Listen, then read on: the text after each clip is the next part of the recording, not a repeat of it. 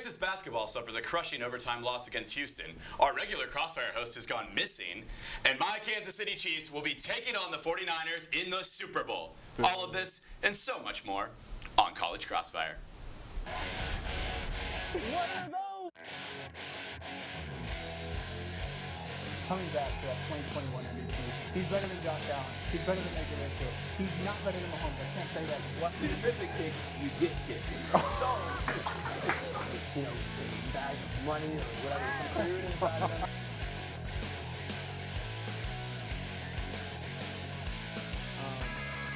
Okay. All right. We're gonna move on. Good evening and welcome back, watchers, to the most thrilling sports debate show this side of West Campus. I'm your host, David Pokorny, and we have a great first semester show for you this evening. Before meeting our contestants, though, I want to share with you today's show is brought to you by Cap Metro, Austin's transit system. We connect you to work, school, play, and everywhere in between. Plan your ride to this weekend's game at capmetro.org. All right, let's go ahead now and meet the players of today's show. First, the executive producer of 1-0 and Joey Gallo's best friend, our very own TJ Krilowicz. Yeah, thank you. Glad to be here. Guess I'm Joey Gallo's best friend. I like that title. Yeah, you were requested to have that title, so you were given that title, man. Amen. Amen. And on a second base, we got the big friendly giant, the Moss Man, Tyler Moss. Coming in on second. Thank you. Yeah, I'll take the big friendly giant title. Yeah, most people don't know it. 6'3", 210 pounds, but just a teddy bear at the end of the day. So. Hey, we love that. We love that. But will the teddy bear become a killer bear with his takes today? Ooh, all right. Not. And on third, my second favorite Cowboys fan, only to my girlfriend in the audience over there. Give it up for Joe Duffey. Glad to be back on. Hopefully, we can get a good win before the Tournament of Champions next week. Let's get it rocking. All right, but before we get started, let's go over the rules of the game, just in case you've never tuned in before.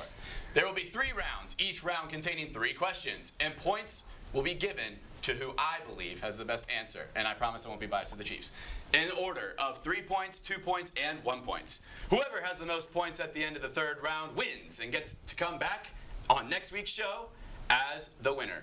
But there will be one final round, the rapid fire round, which will be worth double the points. That meaning the best answer will receive 6 points and so on. So, in case there is a tie, I do have a backup question at the end, but I think we're gonna have a competitive show here. All right. The contestants have not been able to prepare for these questions whatsoever, meaning they will have to improvise, overcome, and just hopefully not get caught in the crossfire. Now that the game is explained, let's get to firing. The Detroit Lions ended their playoff run by blowing a 7-point halftime lead to the 49ers. Dan Campbell has gotten a lot of blame for his 4th down decision making, but I want to know what you believe led to the 49ers taking that victory from the Lions. Joe, let's start with you. I'm a playing hater of the Niners, so I'm going to say it's luck. And let me tell you why. In some of those, close catches, especially in 4th down, the first one, which you could argue Dan Campbell didn't have to go for, drop pass on that first one. Again, that throw wasn't amazing. Of course, the other drop passes in the later stages, but I'm targeting mainly the Brandon Ayuk catch. I think it was in the end of the 3rd quarter around there. Just come on, man. This is the Lions franchise. They don't have a lot of luck that goes their way. I hate to sound like, a big hater, but a lot of things didn't go the way in the late stages, some that you can blame on the Lions franchise and their play callers themselves, but the Niners kind of caught a few breaks, and I thought it was a lot too many that they won't catch in the Super Bowl. Definitely a lot of lucky breaks there. I mean, they're all over the highlight reels. Even some of Brock Purdy's sack evasions, definitely some skill, but, a little luck. You got Juszczyk on the sideline right where you need him to be. But let's go over to Mr. Tyler here on second. Yeah, I know you mentioned it in the question, but yeah, it's got to be Dan Campbell, right? The faults of that team comes entirely down to that coaching. They lost by how many points? Can anybody tell me how many points?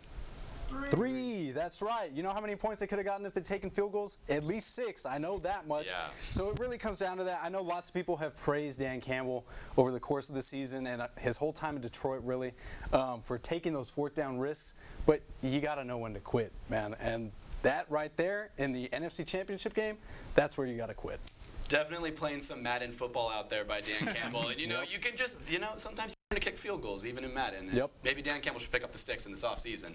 TJ? First of all, I never take field goals in Madden. But second of all, I want to say I think it's really not surprising to see the Lions lose in this fashion. You live and die by the decision, the risky decisions. You got to be prepared to do that. I'm going to go with 3 factors. I think it was the momentum, the crowd, and the experience. I think the momentum flipped right when Brendan Ayuk had that 51-yard catch in that third quarter. The 49ers scored. The Lions, I think, fumbled on the first play on the ensuing drive. We all know the story after that. The Lions didn't score until the final minute.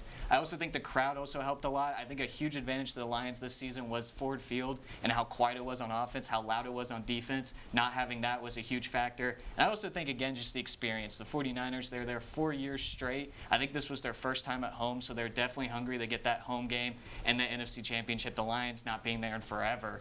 I think that definitely was a huge factor as well. Dude, I completely agree with that, and for that reason, you are going to be getting the 3. Definitely the experience and the momentum going into that. Going into halftime, it felt like the Niners were picking up momentum, and they just carried it on for the rest of the game. And yes, that's what I liked. Back to Joe's point, though, it did feel a little bit lucky, though, as well as with the momentum and the tear. You got fumbles, drop catches, but just mental errors that do get caused by just the swing of momentum. And Tyler, you did retort the question. I completely agree, though. If they had just been smart and take their field goals, they could have just won the game, simply put. All right, moving on to the AFC Championship. The Chiefs' defense held the Ravens to 10 points, which ties their season low. Give me a breakdown of the game and what led to KC getting that win in Baltimore. They did not score in the second half. And let's start with you, TJ. All right. Well, I think what lost the Ravens the game was what won the Chiefs the game was actually what kind of lost the Lions the game. I think it was the risky decisions. I think the Chiefs set the tone early with the game. They actually won the toss. They decided to defer. It's kind of risky to do that as an away playoff team, giving the offense of the home team the chance to score first. So I'm going to go here. Sorry. They deferred. They actually got the stop. And then they went on offense. First drive, they went on a 4th and 2 at the Ravens 41, and then ended up scoring a touchdown as well. So it set the tone early that they were going to make those risky decisions and that they were going to succeed with those. It also set the tone for Travis Kelce and Patrick Mahomes. They had 3 catches. Travis Kelce had 3 catches, 36 yards on that first drive. Even on that 4th and 2, he was the one who caught it. He also got the touchdown pass in that drive. And also, you got to give credit to the Chiefs' defense as well. They set the tone as well. They put pressure on Lamar the entire game, and it kind of led Lamar to make some risky throws in the end. And then you also have, they just had a great defensive outing. I don't know if the offensive coordinator just kind of forgot, his play calling or not for the Ravens, but they completely abandoned the running game too, which has been a huge strength for them. I agree. That first drive stop, 3 and out by the Chiefs was kind of setting the tone for the entire rest of the game. And as a Chiefs fan myself, once that first 3 and out happened, I really wasn't worried for the rest of the game. And honestly, the Ravens were. Joe, let's go to you. And going back to that point, it starts with that first drive the Chiefs had that went from Mahomes to Kelce. It seems like, the Ravens felt like they were on the ropes right there, even though it was only a 1-possession game. And they just forgot what's been the winning formula for them the whole season. The run game. They're the leading rushing team the entire season. The Ravens are. You know how many carries the running backs had in the whole game? 6. They decided not to even run the ball at all for some reason. Lamar Jackson had 8 carries himself, most of them being because of the scramble, because he had so much pressure on him, because this amazing Chiefs defense coached by Steve Spagnuolo, who's doing an amazing job, who you can argue maybe is a potential Hall of Famer as an assistant coach, which I know you agree with. I do. But, man, what a story from this Chiefs team. Number 15, Patrick Mahomes, not turning the ball over like he hasn't done in the history of his playoff career, keeps the ball in his hands, never forces a play in the wrong hands, and this receiving core, which hasn't been amazing all year, is all of a sudden coming together, meshing against the number 1 defense in the league. And look at that. They win again. They do. They do, indeed. Tyler, let's go over to you real quick. So I have a cousin. She's 15 years old. I taught her how to watch football because, like many young females right now in the country, are certain fans of a certain musician have just started getting into football. So she's lucky that she started watching the Chiefs. I texted her after the game because, as a Cowboys fan, I haven't seen success in forever. It felt unfair that she's gotten to see this. And I said, hey, what did you think of the game? Did you watch? And she said, yeah, Kelce played good. But her main takeaway was that Turnovers, and I 100% agree that Baltimore's turnovers killed them in the game. You think about Zay Flowers' thank you for the claps back there, Justin. You think about Zay Flowers' turnover. I believe that drive started at the 1-yard line, went 99 yards before he lost the ball right at the goal line. You had Lamar throwing that ball into triple coverage, even though his receiver called for it for some reason down there in the red zone again. And that's 2 scoring opportunities right there, 14 points that they should have had. Instead, they come away with nothing. The Chiefs, ultimately didn't really do much with that. But taking those 14 easy points that they could have had off the board really hurt them. So I'm going to go with their turnover struggles. Tyler, I really like that answer. Definitely the Ravens kind of shot themselves in the foot. They did stray from that game plan, but at the end of the day, they did not win the turnover battle. And even the Chiefs weren't capitalizing on every turnover. They struggled on offense, not scoring at all in the second half. So for that reason, and your good old sister or cousin over there, Shout out to Emily. Shout out Emily giving us the good answers. Tyler's got his way to a 3. Joe, I like your point about the running. I was surprised because I was scared about that run game. They just went away from that. And then TJ, you will be getting the 1. All right, our last question here. With both Super Bowl rosters being completely loaded with talent, many players slip under the radar. Who do you think will have the most underrated impact in the big game? And if you want to add your final score prediction, feel free to do so. And we will start with you, Tyler. Yeah, so I'm going to go here. I'm going to go with Kyle Juszczyk. You see him on the screen right there. I think he's a real underrated part of this offense. Obviously, fullbacks have kind of made their way out of the league. He's one of the last few standing. But I think he can really, if they need him to step up, he kind of plays a utility tight end type of player. I know they have him in the backfield a lot, but they can line him up for blocking packages and things of that nature. And I think his leadership role is a huge difference maker on this 49ers team. So I think he's going to give him the edge, and I think he might wear something designed by his wife, to the stadium. She's got the style. And I'm going to take the Chiefs, though. I think they're still going to come out, even though Juszczyk may be the difference maker. If he doesn't show up, I'm going with the Chiefs. I'm going to say 31-27. I like that. Kyle Juszczyk definitely had a surprisingly big impact in that Lions game and was kind of crucial for his veteran leadership and just getting those Niners back in rhythm. Absolutely. All right, we're going to go to TJ now for the second. All right, I'm going to go with somebody from my hometown, also Joe's hometown, Nick Bolton, linebacker for the Kansas City Chiefs. His productivity has gone up recently in the postseason. He's been hurt throughout the regular season, so he hasn't been able to get on track, but he had his tackles gone up. He had 13 tackles against Buffalo in the divisional, 10 against Miami in the wild card. Both are season highs, excluding Week 17 against the Bengals. And also, he also has just a really high IQ. There's a video of him mic'd up right before the Bills' 4th and 5 fake punt. He calls it out. He was able to stop them. And just having that high IQ is really going to help against an offense against like Kyle Shanahan, because they're going to run some really good plays as well. So I think I'm going to go with Nick Bolton. I don't know if it's going to be enough for the Chiefs. I'm gonna go. Let's go Jake Moody game-winning field goal, 30-27. Jake Moody game-winning field goal. That is quite the take. But I love that Nick Bolton take. Somehow still gets underrated, even though he was instrumental in the Chiefs winning the Super Bowl last year with his strip of Jalen Hurts. So surprisingly still under the radar guy. Joe, let's go with you. Yeah, this Chiefs defense overall, man, just what a job they've done all year, like I was saying. But, overall, we talked about how this Chiefs offense has been the leading factor to being so successful among the years. But this Chiefs defense has been so steady all year long. Because of that, I think they'll be able to lock up the number one threats on the Niners offense, such as Deebo Samuel and Brandon Ayuk and CMC. So I think it's going to be a game for the most underrated receiver on the team, Jawan Jennings, the former Tennessee Volunteer. He's been an underrated receiver for them all year long. If you saw in that Packers game, the divisional, he had one really nice catch. And then he did, again, the second week in a row against the Lions, having that one-hand snag to move the chains. And you could argue that was the play right there that really started to have the Niners turn up. And it was 24-7 at that point, and they scored a touchdown in 3 straight possessions after that. So Jawan Jennings, I think, is going to be instrumental for this game in the Super Bowl. I think he can be very good for the Niners. Maybe have 50, 60 yards and a touchdown, but I think the Chiefs to win overall maybe about, I'll say 35-32. Love the Jawan Jennings pick. I don't think he feels like he gets enough love. He's been there for a while now. 7th round pick. Really great playmaker. He definitely won me $500 one time in a bet. But he, one of my favorite players. But I think I'm going to have to give this to you, TJ. I think Nick Bolton somehow gets extremely underrated. I Don't understand why. He has turned it on in the playoffs, been injured. That's probably why. I'm going to give the 2 to Tyler because, yes, I think Kyle Juszczyk is definitely going to be a difference maker in this game. I saw the eyes. No, it's Kyle Juszczyk out here. They're going to establish the run game that the Ravens failed to do, and I think that's going to be a big difference maker. And then Joe, I love Juwan Jennings, obviously, but we remain unbiased on this show here. And as much as I love Juwan, shout out to you, been balling. Fortunately, it's been a competitive game. Joe gets the 1.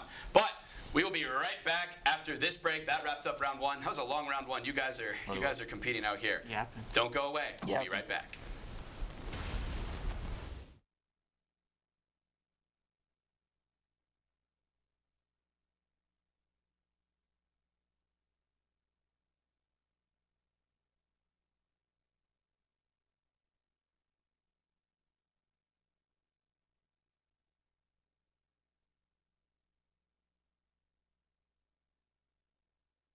TJ, get your butt back in your seat right now.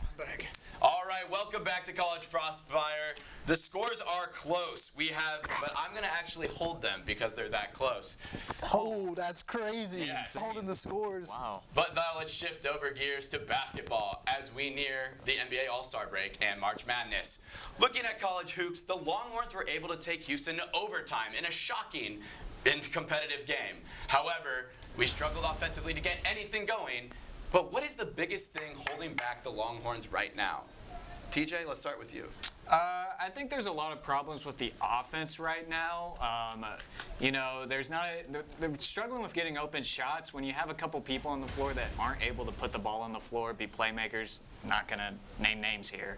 But it kind of directs the attention to people like Asmus and Dessou who can put it on the floor and score. But I think the main problem in this game was definitely the defensive rebounding. I think Houston out-rebounded us on the offensive side 15-8.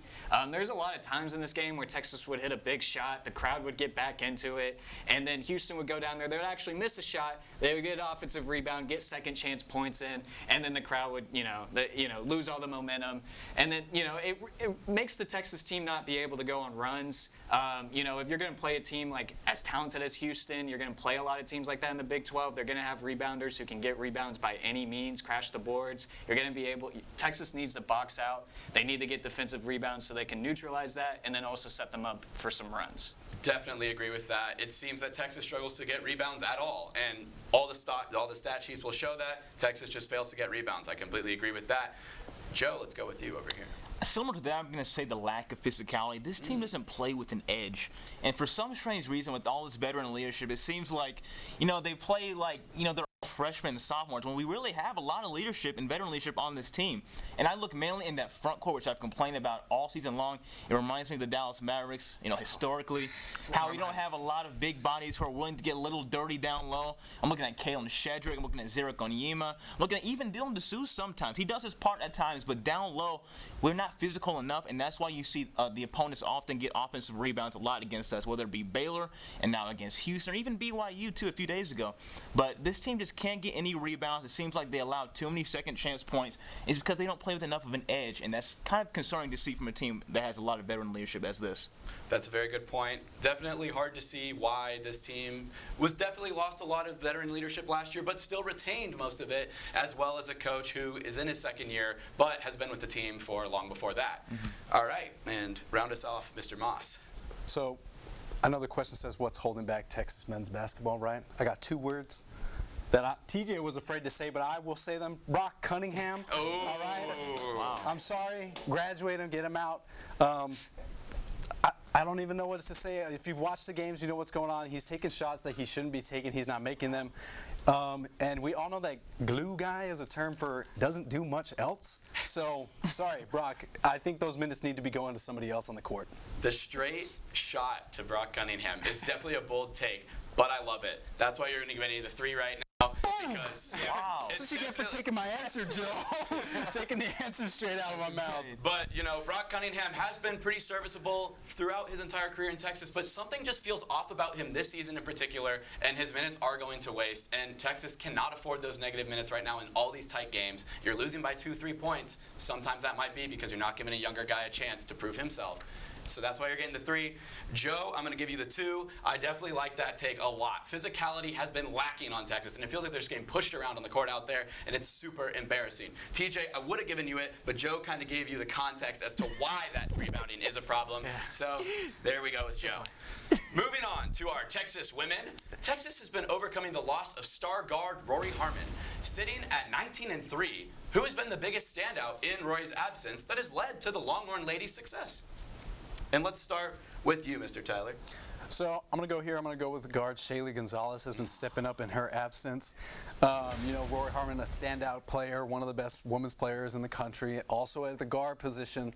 And then with her absent, they've really relied on Shaylee Gonzalez's experience and leadership. She's really been stepping in. I know there have been some other places that have kind of been filling that role, but I think specifically at the guard position, Shaylee has definitely been, kind of taking Rory's job upon herself as she's been injured. And obviously the team looks forward to when they get Rory back from injury, but Shaylee has been doing a good job of holding down the fort at that position. Definitely has. And what's been awesome about her, she had to step into the point guard role in that last game, which she dominated at. Joe, we're going to go to you. A little BYU love right there. I see what you did there. You know where I'm coming from. Yeah, she's always been a good veteran leader. But I'm going to go with the Leah Moore. She's been filling up the stat sheet a lot. She's also a veteran leader for this Texas squad, stepping up in lead for Rory. But overall, she's been, injury riddled, especially last season.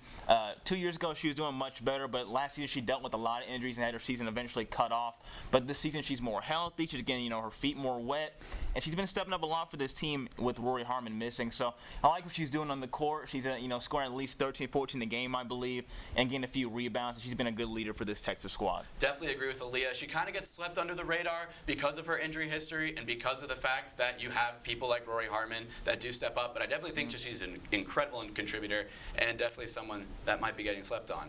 TJ, round us off. I mean, I don't know if I'm as shocked as anyone else, but nobody has picked Madison Booker yet as the biggest standout for this team right now. She's the leading scorer as a true freshman. She's been able to knock down three-pointers. She's also able to drive in either time. She's also been a good playmaker. She ranks, I think, at 3 or 4 assists per game right now. I mean, Madison Booker's been a huge step up since Rory Harmon's injury. She's been able to help us win a lot of games. Oklahoma State was a big game. I think she scored 18, I believe. We were able to win by 10. Madison Booker, I think, is the obvious choice. I agree, and also you were getting the 3 for that. Madison Booker, I think, is by far the correct answer here. Getting the start at point guard, absolutely dominating. She just has all these cool highlight reels. She looks like a star in the making, especially in a women's league that's been dominated by now Caitlin Clark and all those other greats in women's basketball that make it more worth watching.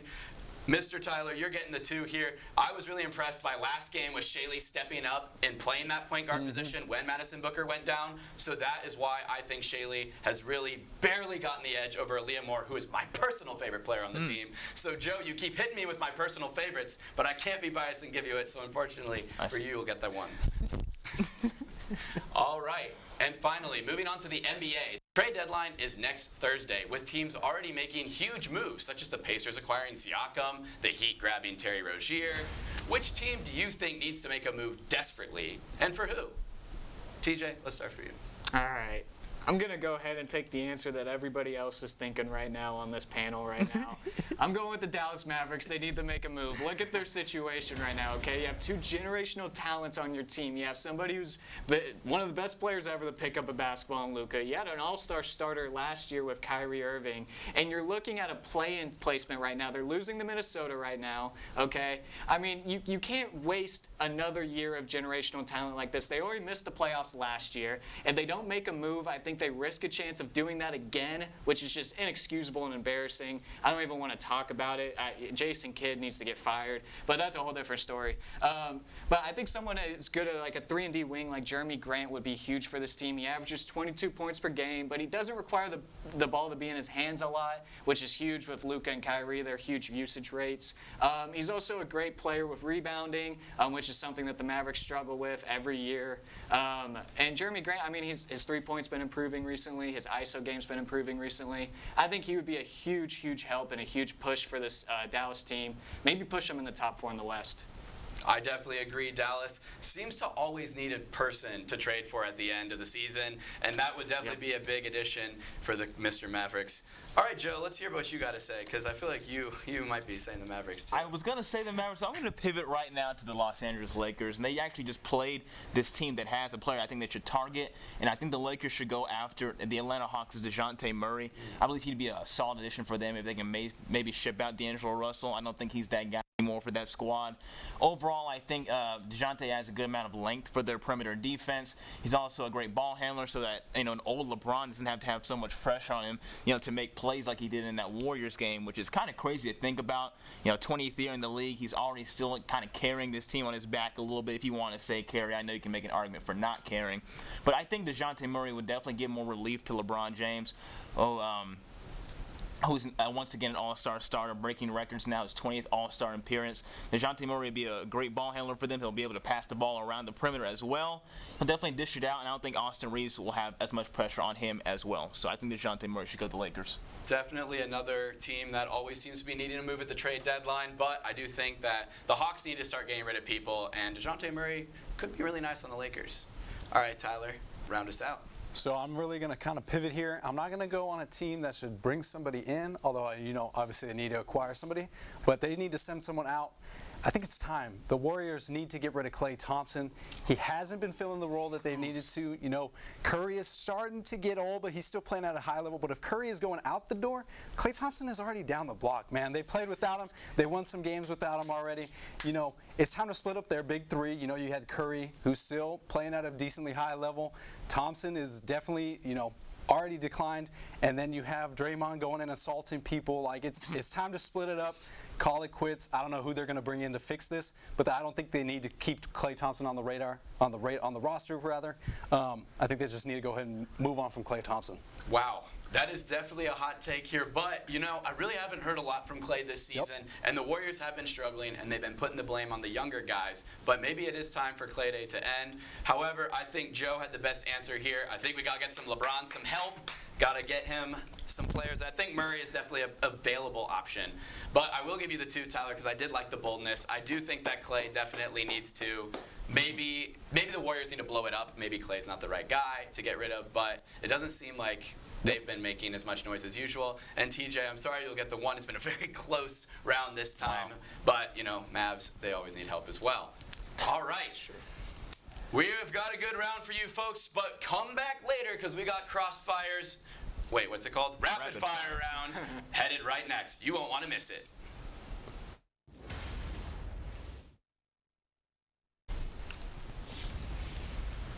Welcome back into the Crossfire. We have a tight game right now. Joe has got 8 points right now. I'm still doing the math here. Quick brain, 8, 10, 12 for Tyler right now. And then TJ has 9 plus 3 is 12 as well. So, tie for first place right now. I thought you were. Guys, sorry, I don't know how I got into UT because my math skills are not really good. But we got 12, 12, and 8 for Joe. But it is time for Rapid Fire. The points are doubled. Let's get to our first question.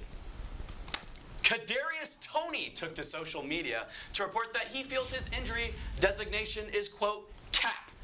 What athlete, in your opinion, had all the talent, but their career was derailed by injuries or off-the-field issues? Whoever feels they have an answer first, take the floor. All right, I'll go first. Off-the-field issues too. Could be injury, could be off the field. Yeah, Michael Vick. He had a pretty bad off the field issue there that kind of derailed his career for a little bit. He was able to come back, I think, for a couple of years, do pretty good. But that's what he said a lot. I would say Michael Vick, man. If he didn't do all that stuff, I think he would be remembered a lot better. Yeah. So. Definitely Michael Vick had, a really great career, but it could have been one of the best careers. One of the stats that I've seen throw around a lot is Cam Newton actually had better stats all time than Michael Vick, which just shocks me to hear just based on how much we hold Vick to a high standard that he didn't meet. Go ahead, please. Okay, I'll go ahead. I'm going with another athletic quarterback here, Robert Griffin III, as an NFC East watcher. We all know his talent coming out of Baylor. We all know what he was like those couple of years with Washington. And now his knee is barbecue chicken, as far as I'm aware. Except he's still, he's still trying to make that comeback. He's never counted himself out, which I respect. But at this point, it's, you got to keep the commentator suit on full time. RG3, it's time to really call it quits. Yeah, RG3's had some great commentator moments. He's got brought back on the Ravens. He's had some stuff, but dang, just getting your job taken by Kirk Cousins. Nobody recovers from that. Nobody recovers from that. Joe, what do you got for me? I'm going to go with someone low key here. I'm going to go with David Irving, the former interior lineman for the Dallas Cowboys. You talked about a guy. Yeah, I know you like that one, but man, you talk about a guy who had the intangibles. Our scouting team, they can find a lot of diamonds in the rough. Give props to the Jones family and then Will McClay. But David Irving, you talk about a guy who had, he was 6'5", about 260, 270, I believe. Was quick off the ball, had a great swim move, had a great spin move, but just could not evade the policy that the league has surrounding drugs. So I really think that if he didn't get in his own way and valued those items over, his career, I think he could have been one of the biggest threats for our team still going right now. I believe he had Hall of Fame talent. To be honest with you, I'm not even trying to be biased. Wow. I think he had Hall of Fame talent. He was an amazing talent for the Dallas Cowboys, and it's a shame that he valued that other stuff over his career. I really like the deep cut with David Irving, Joe. Obviously, I'm a big fan of him. He did play sometimes in Kansas City. But I think Tyler had the best answer here. I think everybody wanted RG3 to succeed here on the next level. I mean, he was electric at Baylor. Nobody cared about Baylor football until RG3 got into town. Joe, I will give you the 4 for this. And I do think David Irving definitely is a name that doesn't get talked about a lot. Because, TJ, honestly, for Vic, I think he had a great career. All things said are done. Even through he overcame the adversity of making some mistakes. Andy Reid giving him a second chance. So really trying to, please my little bias here today. But it's not working. Our next question here. It's no secret that Texas men's basketball has had some issues this year. They're definitely missing some of that talent from the amazing team last year. If you could bring back any Longhorn legend to fill a hole on this squad, who would it be and why? It's not a legend, but I'm going to say Serge Jabari Rice. Bring him back right now. He solved so many issues in the late stages of the game. You don't have to rely on a 5'10", 5'11" guard and Max A. Smith to drive it down the hole. Or I would say a Tyrese Hunter who can sometimes struggle to control the ball also in the late stages. Or an IT Horton who may brick, a 3 in the corner or not even be in the court in the very end of the game. Or a Kendall Weaver who is very young and still trying to find his way in the game. Give me Serge Jabari Rice. I think he had a very great season last year. Obviously selfless, obviously a humble player. He was so good for the Longhorns last year, Ronnie Terry's interim season. I would love to have him back right now. He would solve a lot of issues for this team. Serge Jabari Rice is a great answer. Definitely someone who I wish just had one more year of eligibility. Why couldn't he have 9 like the Miami tight end? But Serge Jabari Rice, definitely someone who just had that clutch gene about him that this Texas team really seems to lack. We talked about Texas's physicality issues and their rebounding issues. So give me Jared Allen. I think Jared Allen would be a huge help for this team right now. He would be able to be good on the, be able to protect the rim, get those rebounds that we definitely really, really need. So I'm going to go Jared Allen. I like that. I mean, definitely we're getting beat in the size department and the physicality department down low. So Jared Allen definitely would improve that part of the offense. He has great and defense too, yeah. Tyler, what do you got for me? Yeah, so I've been a Longhorns fan for going on 2 years now. So there's one name that I know from Texas basketball, and it's Kevin Durant. I don't know when you wouldn't want KD on your team. That's the only name I really know as far as Longhorn legends go. Obviously that was back in 2008. I was 5-year-old. I definitely wasn't watching basketball then, really. Definitely not paying attention to it, and definitely not Texas. But that is the only basketball legend I know now. So just give me KD. I mean, that seems like the obvious answer here, but it is rapid fire, and I'm going to give it to Joe because I really like the Serge Jabari answer. Was not expecting that one at all. I think we need someone who's clutch. I think we need someone who can shoot because it feels like even though A. Smith can make every 3 in between, it just doesn't have that same little fake step that Serge Jabari would do. Just beautiful basketball. But I will give the 2 to KD. It's the obvious answer. Definitely needs to be said that we need more physicality, and KD definitely provides that. And Jared Allen, I feel like there's a lot better Texas centers throughout history, like maybe even a Kai Jones who's kind of lost his way these days. But I definitely think, Jared Allen, yeah, he's good, but It's a lottery pick. yeah, fair enough. Yeah, but he's not KD, so. He's not KD. Finally, the question we've all been waiting for.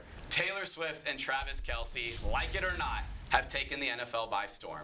But scratch that. If you were able to create your own celebrity and NFL player couple to be the face of the league, who would you pick and why? What is this? This is a question for real? Yeah, it's a question for real. I've had some crazy answers. I had to ask which celebrity I wanted to coach my football team, so we're getting this question. Wow. I don't know what to do with this one. I think the only way we could stop Travis Kelce and Taylor Swift is if it was Kanye West and Brock Purdy as the couple, the NFL player. I think that's what we need right now. If we want the Chiefs to lose, I know you don't, but if we have any chance, if America wants any chance, it has to be Kanye West. I just picked him with Purdy because, quarterback, whatever, man. Dude, I really like that answer, honestly. Anti-Taylor Kelce is Kanye Purdy. That's crazy. The absolute. That's gonna be a tough answer to beat. Joe and Tyler, you gotta step it up here. I'm stunned. Yeah, I am too. Up to you. I definitely don't know my celebrities. I'm gonna go with the. I don't keep up with this at all. I think I'm going to go with an already pre-existing one. I just want to elevate them, and that's Josh Allen and Haley Steinfeld, I believe. They get That's slept how you on. pronounce them. She doesn't get any sort of recognition for being, Josh Allen's boyfriend, and he also doesn't get any sort of recognition for being her boyfriend. So I also just said that she was Josh Allen's boyfriend. That was a complete Hey, misstep listen, by me. that happens all the time. They get no credit for being in a relationship with each other, but all of a sudden it's Taylor Swift and Travis Kelce. It's like, oh my gosh, how is a singer-songwriter football player together? But what about actor football player? Yeah, I no, think they should just get as much credit. I agree. Joe, I'm what do you pretty got? lost to this question. I'm not gonna Joe, don't fumble. Let's just say, the Cowboys, they need a spark. This guy, Jerry this guy Jones can and who? definitely help catapult this team. I'm thinking Jerry Jones. He's leaving Miss Jean Jones, and he's going to marry a young gal. He's going to marry Dua Lipa. How about that? Wow. He's going to marry a young dime from Jerry Jones and the Dua Lipa. English Albanian. He's going to marry Dua Lipa. She's been looking for a man. I know she wants one.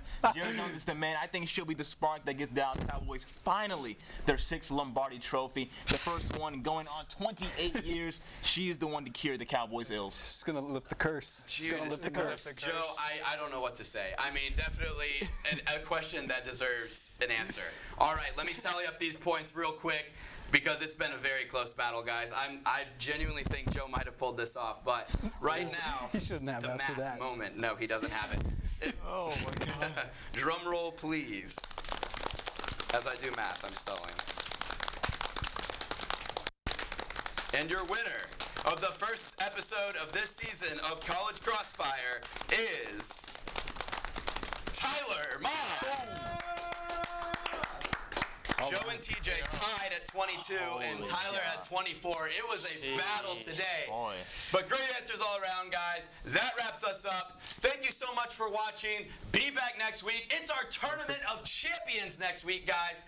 But I have to do all the thank yous. Congrats to our stage manager. Do we have time for FaceTime, though, by the way? Because I don't think we do. We've really had a long show. FaceTime?